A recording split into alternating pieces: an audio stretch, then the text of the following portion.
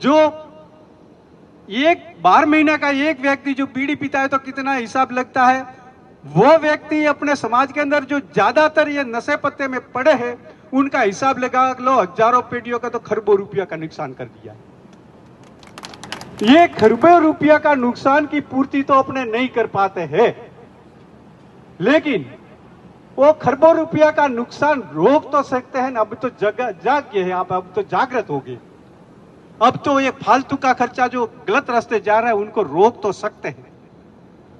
अपने बच्चों को अच्छी संस्कार देकर भी रोक सकते हैं, अपने समाज के अंदर भी अच्छा निर्णय लेकर भी रोक सकते हैं। कहीं भी शादी समारोह कोई भी अच्छा प्रसंग होता है तो वो आप अच्छा निर्णय ले लो तो कोई ये पर जो गलत रास्ता है वो अपने आप धीरे धीरे बंद हो जाएगा। पर ये आपके हाथ में, ये हमारे हाथ में नहीं है। हम तो खाली कहते हैं, कहते कहते कि हमारे एरिया में हुआ भी है। वो मृत्यु बोल चलता था तो 3 साल 4 साल पहले मैंने धीरे धीरे समझाते समझाते बिल्कुल एकदम स्टॉप कर दिया। पूरा सातोर जिला बंद है, मृत्यु भोजना में करते ही नहीं। सुबह में जाते हैं, दाल रोटी खाते हैं, श्रद्धांजलि देकर अपने अपने घर चले जाते हैं। इन तरीके से धीरे धीरे सब जो गलत रीति रिवाज है वो निकल सकते हैं। तो यहां तो अपने प्रभु राम जी के विदाई समारोह का कार्यक्रम है, तो उनको जो सभी आप पधारे हैं उनको सम्मानित करने के लिए कि भाई आपने अच्छी तरह 27 साल के जो कितनी साल से जो सर्विस की बहुत अच्छी तरह की, निर्विघ्न पूर्ण आपने पूर्ण की है, इसीलिए हम सभी आपको क्या कहते हैं वो सम्मानित करते हैं। सभी मिलकर आप सम्मानित करते हैं। तो पढ़े लिखे में कितना फायदा होता है पढ़े लिखने से।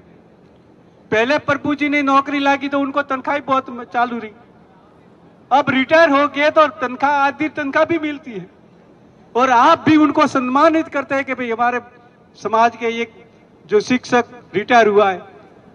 तो ये शिक्षा से कितना फायदा होता है। बाकी आपके पास में शिक्षा नहीं होगी तो सब कुछ नहीं होगा। शिक्षा के अभाव में मति गई, मति के अभाव में नीति गई, नीति के अभाव में गति गई, गति के अभाव में धन गया। शिक्षा नहीं है तो नीति नहीं है, नीति नहीं मति नहीं है, मति नहीं तो नीति नहीं, नीति नहीं तो गति नहीं, तो गति नहीं है तो धन आने वाला है ही नहीं, ये तो देखता है। और धन नहीं होगा आपके पास में तो आप क्या करोगे? किसी न किसी की गुलामी करनी पड़ेगी, क्योंकि आपका परिवार का गुजरान चलाना है, आपके परिवार की आजीविका चलानी है, तो कहीं न कहीं जाकर किसी के अंडर जाकर नौकरी तो करनी ही पड़ेगी। तो ये विद्या के अभाव में, शिक्षा के अभाव में कितना नुकसान हो गया है।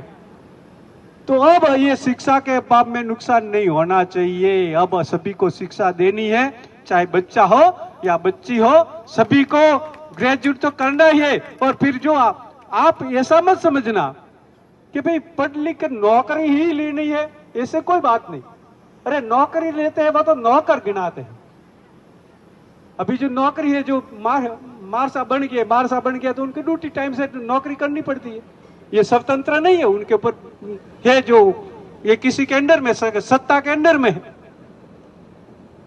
और जो आप जो कोई धंधा तैयार कर दो, चाहे आप व्यापारी बन जाओ, एक दुकान खोल दी और दुकान अच्छी तरह चलाओ तो आप स्वतंत्र है, आपके ऊपर कोई अधिकार, किसी का अधिकार नहीं है।